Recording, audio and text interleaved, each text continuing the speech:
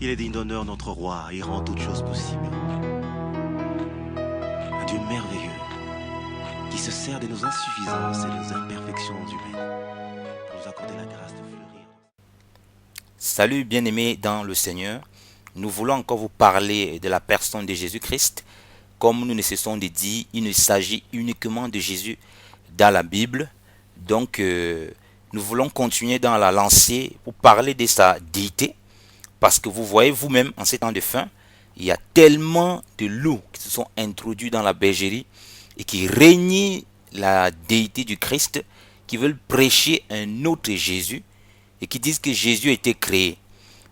S'ils ne sont pas d'accord avec les chrétiens, mais qu'ils aillent chez les témoins de Jéhovah, qu'ils aillent chez les mormons, mais dans la chrétienté, on sait que Jésus-Christ est Dieu de toute éternité.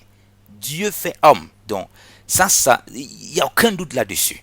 Mais comme il y a aussi nos frères et sœurs qui peuvent être pas très affermés, et notre devoir, c'est d'exposer ça de manière claire pour qu'il n'y ait pas de doute là-dessus. Vous savez, Jésus a dit, je vous envoie comme des brebis au milieu des loups. Ça veut dire qu'il y aura des loups qui vont s'introduire parmi le peuple pour égarer le peuple, pour aveugler le peuple, afin que la révélation de la personne de Christ ne leur soit pas donnée. Et nous prions Dieu, nous le bénissons, parce que le Seigneur nous révèle ici sa déité en toutes choses. Et nous voulons savoir qui est celui qui sonde les cœurs et éprouve les reins pour rendre à chacun selon ses voies. Et rappelez-vous, les choses spirituelles ne peuvent être communiquées qu'aux hommes spirituels pour des hommes spirituels. Voilà. Lisons la Bible. Allons dans Jérémie 17. Nous commençons à lire à partir du verset 1. Le péché de Juda est écrit avec un burin de fer et avec une pointe de diamant. Il est gravé sur la table de leur cœur et au cône de leurs autels, de sorte que leurs fils se souviendront de leurs autels et de leurs bocages auprès des arbres verdoyants sur les hautes collines. Montagnard, je livrerai par les champs tes richesses et tous tes trésors au pillage. Tes hauts lieux sont pleins de péchés dans toutes tes contrées. Amen. Pourquoi je prends Juda? Juda ici va représenter le type du peuple. Je m'explique. Dieu va faire des reproches à Juda. Or, vous savez très bien que le Seigneur Jésus-Christ est issu de la postérité de Juda selon la chair. Apocalypse 5 va nous le préciser. On va présenter Jésus-Christ comme la racine de David. Et nous l'avons aussi dans Apocalypse 22:16, où Jésus lui-même dit qu'il est le rejeton et la postérité de David. Dans Romains 1:3, Paul nous le confirme encore. Donc, Juda va représenter ce peuple que nous sommes aujourd'hui. Et rappelez-vous, lorsque Jésus a parlé aux 7 églises d'Apocalypse, il parlait aussi à toutes les autres églises. Donc lorsque Dieu s'adresse là à Juda, qui représente son peuple, il s'adresse aussi à tout Israël. Et à cause de leur péché, ils avaient commencé à adorer des divinités païennes sur des montagnes, à se prosterner devant des idoles. Et Dieu va dire que ce peuple, il va graver leurs péchés sur les tables de leur cœur. C'est-à-dire que leurs péchés seront là, il va exposer leurs péchés. Et Jésus-Christ va faire encore quelque chose de formidable. C'est que Jésus va bâtir le temple. Le temple, maintenant, où les Israélites étaient censés adorer, où Juda était censé adorer, ce sera maintenant le temple qui est le corps de Christ. Et rappelez-vous, Dieu dit par David, et c'est ce que, c'est ce que Pierre va dire dans Acte 29 à 30, il va parler sous le baptême du Saint-Esprit, sous l'onction du Saint-Esprit, que David qui était prophète, il savait que Dieu lui avait promis avec ses mains que le fruit de ses reins, il ferait naître selon la chair le Christ pour le faire asseoir sur son trône. Et nous savons bien que c'est Salomon qui est assis sur le trône de David. Donc Salomon va ici représenter une préfiguration du Christ. Parce que c'est Christ qui va bâtir le temple. Il va le dire aux Juifs Christ va le dire aux Juifs qui vont lui poser les questions, dans Jean 2, à partir du verset 20 là-bas, lorsqu'il va chasser les vendeurs de pigeons dans le temple, lorsqu'il va chasser les gens qui avaient commencé du commerce, comme aujourd'hui il y a beaucoup de commerçants dans l'œuvre de Dieu, chacun essaie de créer sa petite boutique, et il commence à réclamer de l'argent, parce que l'argent est devenu maintenant le moyen par lequel il faut s'empiffrer, et l'église et la Bible sont devenus un instrument de richesse, un instrument où ça devient facile. Donc Jésus va chasser ces vendeurs de pigeons, ces vendeurs de toutes sortes de choses. Les Juifs vont demander, mais qu'est-ce que ce monsieur veut nous montrer? Il va dire, détruisez ce temple et en 3 jours, je vais le relever. Ils ont dit, mais nous avons passé 46 ans à le construire. Toi, tu dis en 3 jours. Et la Bible nous dit ceci, que lorsque Jésus était ressuscité, ses disciples se sont rappelés de cette parole et ils ont compris qu'il s'agissait du temple de son corps. Et c'est Salomon qui va construire le temple. Donc vous voyez bien ici que le Seigneur va représenter ici la postérité de David, donc le roi qui va s'asseoir sur le trône de David, et Judas va représenter son peuple. Voilà pourquoi j'ai pris ici là Jérémie 17. Donc Dieu va parler ici de façon spirituelle à ceux qui sont consacrés à lui, à ceux qui sont censés déterminer son peuple, et en leur reprochant leur péché. Maintenant, écoutez bien ce que le Seigneur dit à partir du verset 9.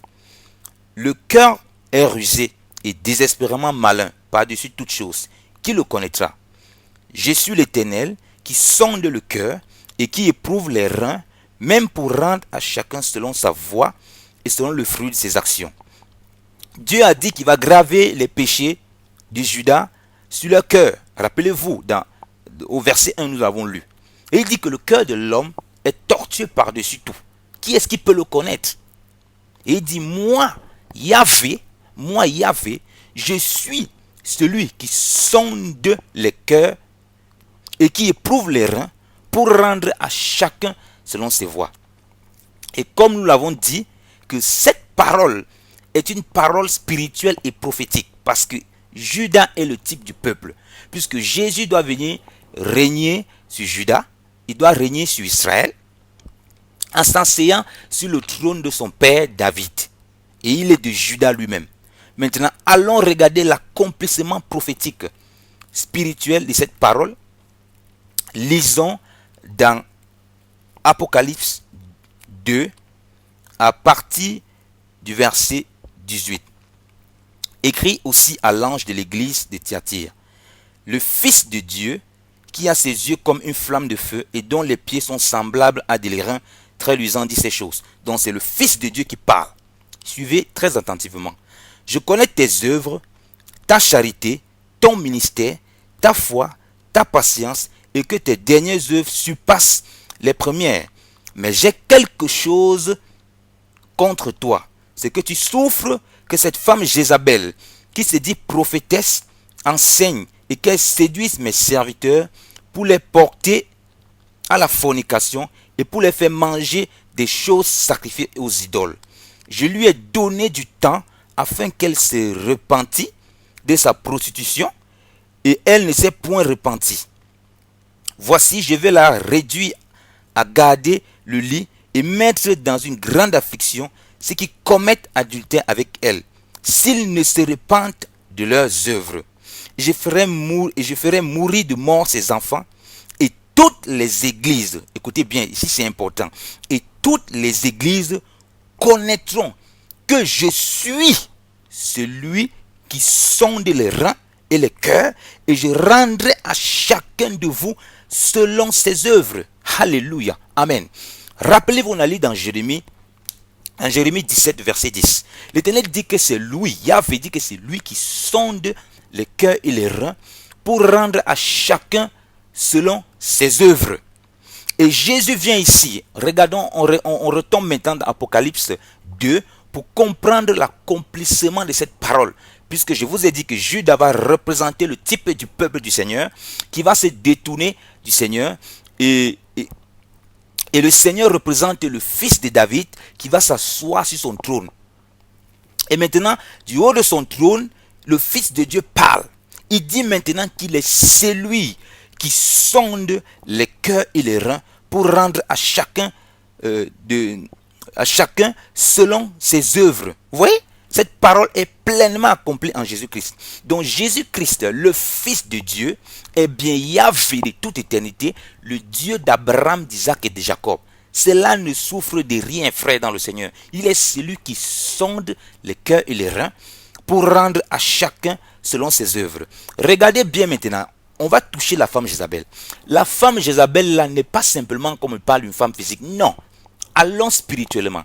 Jézabel représente le type de peuple qui va s'accrocher à Israël, qui va s'accrocher au peuple élu. Vous voyez? Parce que Jézabel était une Sidonienne. Et si vous lisez dans 1 roi 16 à partir du verset 31, 1 roi 21, 25, autant pour moi, non, 2 rois 9, 7, 2 rois 9, verset 7, verset 22, vous allez comprendre qui c'est Jézabel. Donc Jézabel était sidonienne. Elle était une adoratrice de Baal, des dieux étrangers. Elle va représenter ce type de peuple que nous sommes, ou bien que certaines personnes seront, qui vont s'accrocher au Seigneur, qui vont venir au Seigneur, mais qui vont en même temps régner l'autorité de Yahvé. Donc Jézabel ne va jamais adorer Dieu. Au contraire, elle va persécuter les véritables prophètes de Dieu qui sont là en Israël. De telle sorte que le peuple ne pourra plus connaître si c'est Dieu, si c'est Yahvé qui est Dieu, ou bien, autant pour moi, ou bien si c'est Baal qui est Dieu. Il va falloir que Élie invoque le nom du Seigneur au mont Carmel pour confondre les prophètes de Baal avant que le peuple se détourne des Baal pour revenir à Jésus-Christ. Voilà pourquoi nous disons que nous ne sommes pas là pour discuter. Si quelqu'un veut nier la déité du Christ, on le ramène au mont Carmel. Plus de bavardage. Et ici, Jésus dit qu'il va faire cela. Il va donner la mort aux enfants spirituels de cette Jézabel qui a introduit le veau d'or. Le premier veau d'or qu'ils ont introduit, c'est d'adorer notre faux Dieu, de nier la déité du Christ. Et il y aura beaucoup d'autres veaux d'or. Les viandes sacrifiées aux idoles ici représentent les doctrines des démons. Rappelez-vous dans 1 Corinthiens 10, Paul dit ceci. Paul dit que ceux qui sacrifient aux idoles, ils ne le sacrifient pas à Dieu, mais à des démons. Donc lorsque on commence à régner la déité du Christ, c'est les doctrines des démons qui entrent automatiquement. Parce que Jésus dit ici qu'il va mettre à mort ceux-là qui enseignent au milieu de son peuple. Et le problème, c'est que le véritable peuple de Dieu, les églises, l'église de Thyatire qui était là, étaient les véritables enfants de Dieu. Mais ils ont laissé la femme Jézabel, donc la femme étrangère, c'est-à-dire le peuple étranger rentrer dans la bergerie, ne jamais se soumettre à l'Éternel, commencer maintenant à enseigner notre évangile. Et on le voit aujourd'hui, à cause de l'amitié, parce que c'est son ami, il ne peut pas le reprendre. Lorsqu'il va enseigner des hérésies, lorsqu'il va nier la déité du Christ, comme c'est son pote, il ne peut pas le reprendre, il va le laisser faire. Et le Seigneur dit qu'il va tuer tout cela, il va les tuer, il va les mettre, s'ils ne se repentent pas, il va les mettre sur un lit de mort, s'ils ne se repentent pas. Et ceci, c'est pour marquer sa déité. Parce qu'on ne rigole pas avec la déité du Christ. Il ne tient pas ce qu'on rigole avec. Donc, ça peut aller de la mort spirituelle, et que comme ça peut aller de la mort physique.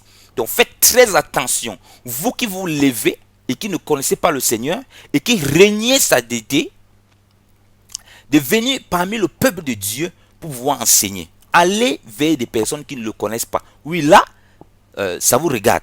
Mais si vous venez au milieu où il y a des véritables enfants de Dieu, vous voulez enseigner cette doctrine, Jésus vous prévient. Il va vous envoyer, si vous ne vous repentez pas, sur un lit de mort. Et il va faire mourir vos enfants, tant physiquement que spirituellement. Il est libre, il le dit là. S'il n'y a pas repentance, si au milieu de son peuple, il y a des gens qui vont le pervertir, et il dit que vous connaîtrez, donc vous allez expérimenter que c'est moi Jésus, qui suis celui qui sonde les cœurs et les reins pour rendre à chacun selon ses voies. Donc, bien aimé dans le Seigneur, c'est Jésus-Christ qui est véritablement Dieu de toute éternité. Ce n'est pas le Jésus qui est né à Douala que certaines personnes veulent présenter, Jésus qui est camerounais. Ah non, non, ce n'est pas Jésus qui est né au Congo. Non, non, non, non.